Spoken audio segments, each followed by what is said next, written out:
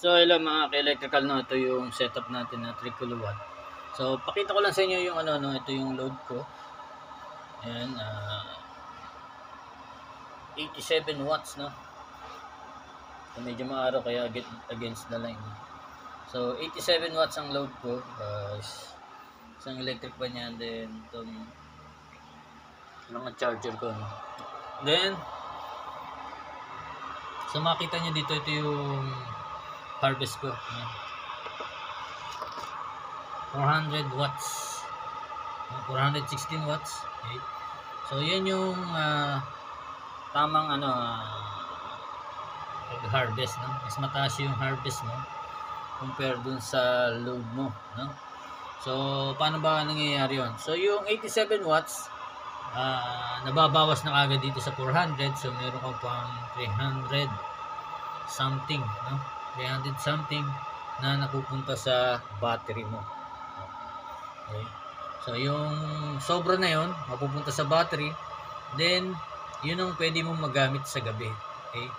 So ano ba ibig sabihin ng 87 watts na yan? So yung 87 watts na yan, yan yung magagamit mong kuryente kada oras, no?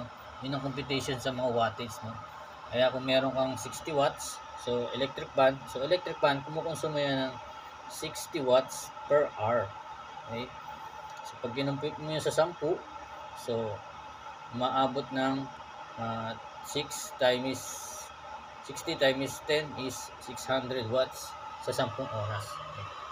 So kaya yung battery nyo 100 Ah, so meron tong 12.8 nominal voltage yan, light to core. So ibig sabihin meron siyang 1280 watts, no, na pwedeng maibigay sa iyo kung full charge yung battery mo.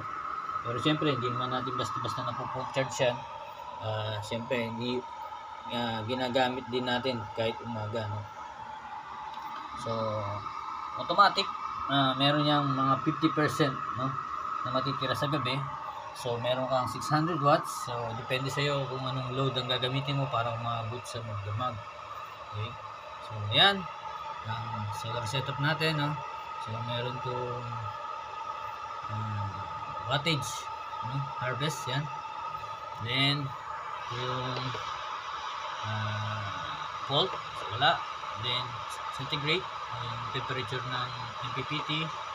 Then 13.7 volts yung reading ng battery ko. Okay. So yun mga electrical na. So kailangan kapag ganyang katirikan na ng araw ay mas malakas ang harvest mo compare sa load mo para yung sobra ay magamit mo sa gabi. So yun. So thank you. Medyo busy tayo ngayon dahil nagpapagawa tayo, no. So abang-abang na lang, no. Pero may ready stock tayo. Chat lang kayo kung ano yung gusto nyo. So thank you, God bless.